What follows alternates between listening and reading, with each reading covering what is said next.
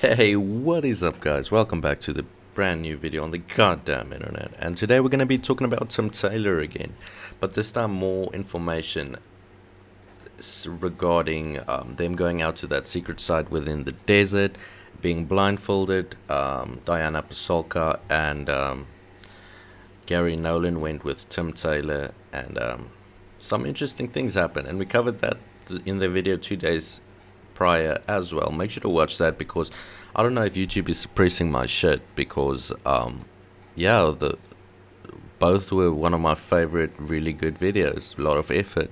One got 5, one is on 10 right now views, and the one has one like. What the fuck, guys? I need some help, yo. So yeah, we're gonna need to work around that if we're being ghost banned. What do you call it? I don't know, but hopefully not. So just leave a like. Let's try and get this video out there and keep the channel motivated. Yeah, and yeah, but regardless, we're gonna be checking this out. It's a fucking good day to be looking into UFO information. A lot of interesting things are coming out on Twitter regarding Tim Taylor. A lot of interesting discussions. So we also covered he supposedly works for the Hammer, which supposedly works for God, whatever that means, right? So yeah, we're going to be checking out this. We're going to be staying on the story to try and make sense of it all. So make sure you subscribe, notifications on, and let's watch. You're at a crash retrieval. You're looking at the pieces. You're touching stuff. What's going through your mind then in terms of your faith? Yeah. So Tyler, this person, enigmatic person who is affiliated with all these government institutions, has the clearances. And so he takes Garry Nolan and I. Garry is a professor at Stanford, a scientist. And we go to this. And by the way, I invited Garry because I didn't want to go by myself. So we go to this place. You don't want to be blindfolded and somewhere by yourself? I did not. Yeah, that's probably a smart move. Yeah. We had to be blindfolded. It's a secret place. So it's in New Mexico. It was a crash site from apparently one of the ones in the 1940s, not Roswell. And so at that point, I'm not believing. I'm not believing that it's real. I think that maybe it's a setup. Maybe they're trying to plant disinformation. Garry's on my side. Yeah. You know, we're both academics, and so we both kind of talk to each other as the day goes on, and we do find debris. You know, we're like, is this a setup for us? And Garry's like, well, I'm the one who's going to assess these materials, and we'll find out. Right. You know, and I was like, yeah. So anyway, so we got the stuff, and it looks like metallic frog skin. So everybody asked me, what does it look like? So it looks like metallic frog skin. And Garry's going to take big pieces, small pieces? Big and small pieces we found. Really? And it wasn't easy to find, by the way. It was underneath rubble and buried, like really deep. And the rubble, by the way, this is why I'm really grateful to my then self for taking good notes, you know, because the rubble was important because I didn't understand it. Tyler told me that it was disintegrated cans, aluminum cans from the 1950s. After they excavated the craft, they didn't want anybody else out there looking for this stuff. But my editor of the book is my Oxford editor. So she said, this is weird, Diana. You can't put this in there. Like, why would there be rubble out in the middle of the desert? You know, and I said, well, you're right. It is weird, but we have to keep it in there because we don't know. So what is that all about, right? Did they put the cans there to mess with people with the usual metal detectors? Maybe because I've heard something about this Tim Taylor having a very specifically built metal detector, the way he tries and finds these materials. So I think what happened, and I'm probably wrong, I don't even know. They put a layer of these tins that they ate, garbage, whatever, right, human remains, on a layer above where this material was excavated and taken out and shipped off to Northrop Grumman, right, or wherever. And then they use these specifically made metal detectors that does not let tin cans, etc., mess with it. I don't know. It's just the video we did prior and this one, and observations, connections, etc. might be wrong, but that's an interesting observation, I think. You're seeing it. And You're you have to holding it. do you have to dig? How far? You going 10 feet down, 6 feet down? How far down do you go to Yeah, find so these Gary pieces? goes down, it looks like 3 feet down. 3 feet So down. he spends almost all day at this one rock because Tyler had configured the metal detectors to identify this stuff. Interesting. You Cut know, out the he knows noise. what he's Yeah, doing. Yeah. What kind of metal is it? We don't know. Well, they're anomalous. So according to Gary, who then comes back and says to us months later, you know, I've done the initial look at these and they're so far But it's setting off the anomalous. metal detector. Yeah, yeah. Okay. So he's looking for a certain type of metal, I guess, Yeah. and knows what it It's is. like an alloy, probably. And I don't know, as a non-scientist, Is it light? Is it? the metal. Yeah.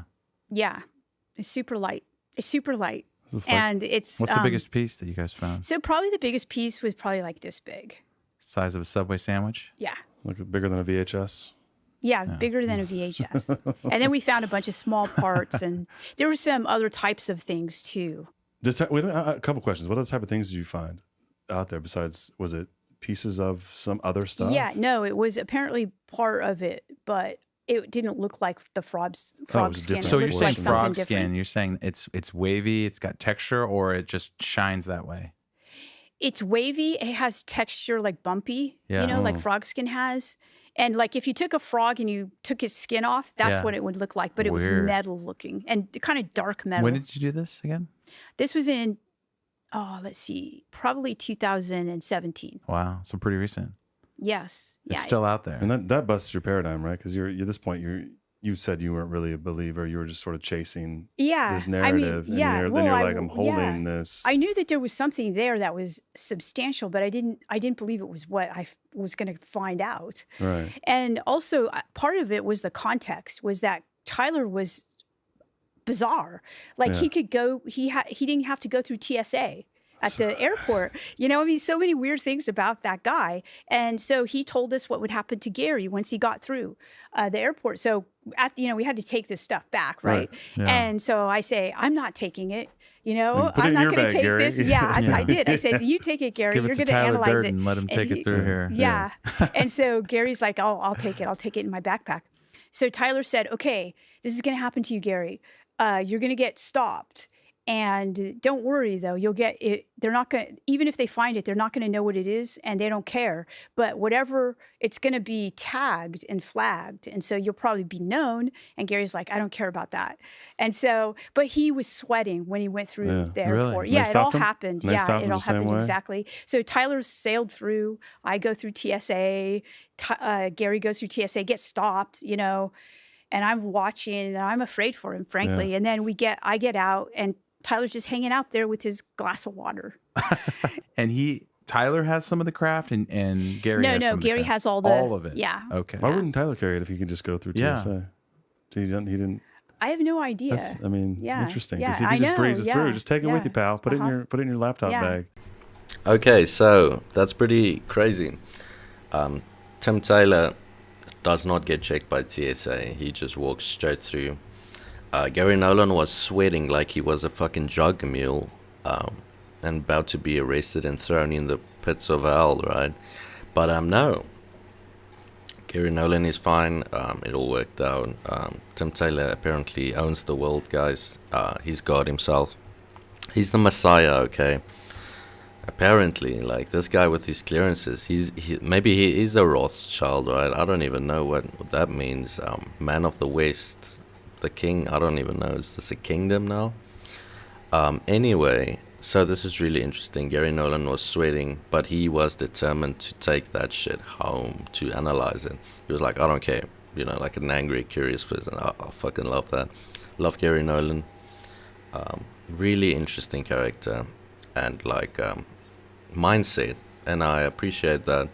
He's had such massive beef with that scientist, quote unquote, that talks so loud and goes on Joe Rogan and like takes over and interrupts. What's his name? Neil deGrasse Tyson. Yeah, some shit like that. But pretty interesting stuff. What do you think about this whole airport shebang? And he's just standing outside drinking water. specifically water. Why water? We should all drink more water, guys. Maybe we'll become G-Man like this guy, right? So there's been some talks, some whispers, some people speaking very softly, talking about Tim Taylor being a little bit of a trickster. And we've spoken recently about UFO activity phenomenon being mimicry and tricksterish, and you know. So now Tim Taylor is also being a bit like that. Why that connection, right? And you spent just one day digging for this stuff? Yeah.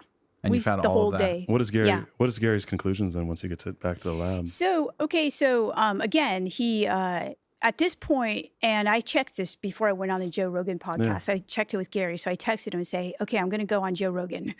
What can't I say or can I say about this stuff that you found?" And he said, "Oh, he just said it was anomalous," and he said that we found anomalous that of his stuff. He found anomalous stuff that's been found at a place where people have seen a craft. So are they related? He can't say. Sure. Right? But it's a very scientific answer. Like something we can't explain that was found at a place purportedly where there was associated with a crash. Exactly, any serial numbers on there or any writing or anything? No. I go wrong, I lost a friend somewhere.